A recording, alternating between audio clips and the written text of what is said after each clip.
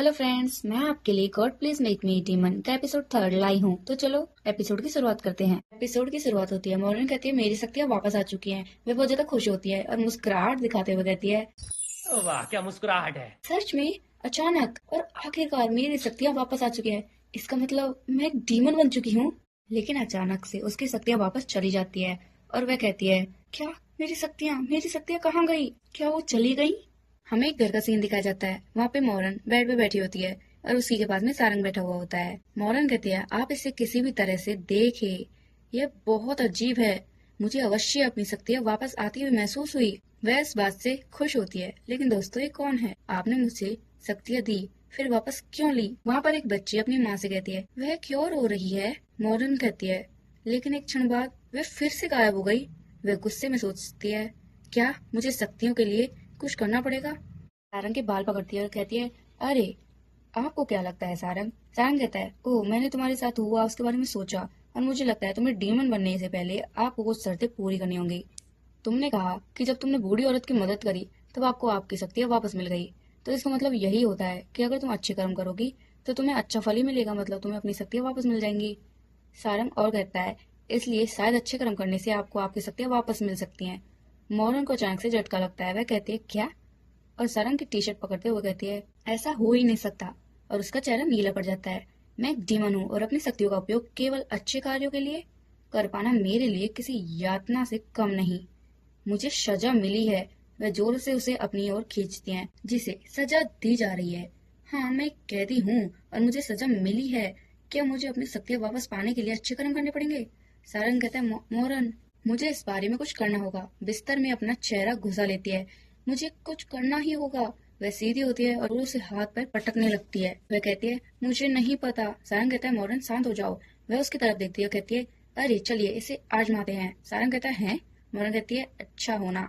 उस दिन से मोरन ने अच्छे काम करना शुरू किया। एक आवाज आती है उस चोर ने मेरा बैग चुरा लिया। कोई बहुत तेजी से भाग रहा होता है। वह मोरन होती है। कहती है यह न्याय है। कोई कहता है चोर यहीं रुक जाओ। मोरन कहती है बीच में दखल देना बंद करो और उसका सिर पकड़ लेती है। दोस्तों, वैसे क्या इसी को मदद करना कहते हैं? सारंग कहता है मोरन। मोरन कहती है मैंने उसे ढूंढ लिया। लेकिन मोरन ने अच्छे कर्म किए, लेकिन उनमें से कुछ हिंसक थे। चोर, तुमने उन बच्चों के कितने रुपए लिए? चोर कहता है मैं तुम्हें सब कुछ दे दूंगा। सारंग कहता है मोरन, और फिर उससे कहता है ये काम नहीं किया और जमीन पर गिर जाता है। उसमें गजब की सहन शक्ति है। मुझे आश्चर्य है कि वह क्या खाती है। क्यों आई मोर। मैं और अब कुछ नहीं कर सकता। मैं थक गया हूँ। अलविदा मोरन, अलविदा। हमें एक बिल्डिंग का सीन दिखाया जाता है। वहाँ पर बहुत सारे बच्चे होते हैं। वहीं पर मोरन खड़ी होती है और वह सीढ़ियों पर चढ़ रही होती है और वह सोच रही होती है सारंग ने छुट्टियों में मेरी अच्छी आदतों को सुधारने में मदद करी, लेकिन उसने वादा किया था कि वह मेरी मदद करेगा। और वह अपनी क्लास में पहुंच जाती है। मैंने तब से उसे बिल्कुल नहीं देखा। वह सारंग की माँ से पूछती है तो वो बताती है नहीं, मुझे दुख है मोरन, लेकिन सारंग कुछ दिनों से बीमार है और बिस्तर पर पड़ा है। ये अच्छी बात है, आप उसकी चिंता करती हैं। मोरन कहती है मैं प्रार्थना करती हूँ वह जल्द ठीक हो जाए। मोरन और कहती है मानव शरीर में खामियां है। उदाहरण, इसमें कई तरह की कमियां भी है। अक्सर बीमार रहना। लेकिन अब तक महीने से ज्यादा समय बीत चुका है। कोई पीछे से उसका नाम बोलती है हे मोरन। मोरन पीछे मुड़ के देखती है तो वह उसकी दोस्त होती हैं, जो उससे कहती है हम फिर से सेम क्लास में हैं। ये एक शानदार साल होने वाला है। मोरन कहती है हाँ बिल्कुल, मुझे लगता है इस साल भी मेरा जो साल है वो खराब ही होने वाला है। तो साला ये दुख का खत्म नहीं होता बे। तभी उनमें से रेड बालों वाली लड़की कहती है कि मोरन, क्या तुम्हारी छुट्टियां अच्छी गई? मोरन कहती है रेड बालों वाली लड़की कहती है कुछ समझ नहीं आता। मोरन अजीब सी शक्ल बनाती है। क्या मैंने रेड बालों वाली लड़की कहती है तुम अजीब सा चेहरा क्यों बनाती रहती हो? मोरन कहती है हंसो मत, क्या तुम्हें पता है मेरे साथ क्या हुआ? हमारे मतलब आपको मत सिखा। दोनों उसे देखती हैं। रेड बाल वाली लड़की स्माइल करते हुए कहती है आपको मदद के लिए हमें बुलाना चाहिए था। आपने हमें कुछ मैसेज ही नहीं किया। हमने सोचा आप हमसे बात ही नहीं करना चाहती। मोरन कहती है तुमने मुझे एक भी मैसेज का जवाब नहीं दिया और ऊपर से बोलती हो कि तुम मुझे नजरअंदाज कर रही हो। रेड वाली लड़की कहती है अरे नहीं, सचमुच ये तो बहुत बुरा हुआ।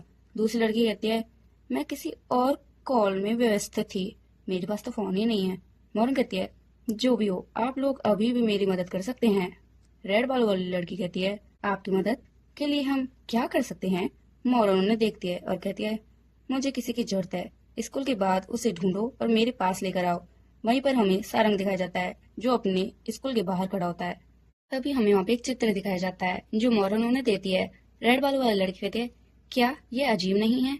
हमने इसे कभी नहीं देखा जो इस तरह दिखता हो। दूसरी लड़की कहती है, हमने जिनसे पूछा सबने मना ही किया है, मुझे लगता है वह उतना लोकप्रिय नहीं है। रेड बालों वाली लड़की कहती है, क्यों न हम इस तस्वीर को प्रथम वर्ष के छात्रों की कक्षा में ले जाए और देखें कि क्या वे इसे पहचानते हैं। दूसरी लड़की कहती है, हाँ। रेड बालों वाली लड़की कहती है, यह सबसे नजदीकी क्लासरूम है। वो क्लास का दरवाजा खोलती है, अंदर घुसती हैं, सब उन्हें देखते हैं और कहते हैं, ये कौन है, वह कितनी लंबी है। रेड बालों वाली लड़की कहती है, गुड मॉर्निंग, हमें किसी की तलाश है, क्या आप थोड़ी देर के लिए हमारी मदद कर सकते हैं? वह चित्र को छापे की तरफ पटक देती है बोर्ड पे और जोर से कहती है, सारंग कौन है? अगर हम करें तो करें क्या, बोले तो बोले क्या। इस स्माइल के साथ ये एपिसोड यहीं पे एंड होता है। तो दोस्तों, आपको एपिसोड कैसा लगा? थैंक्स।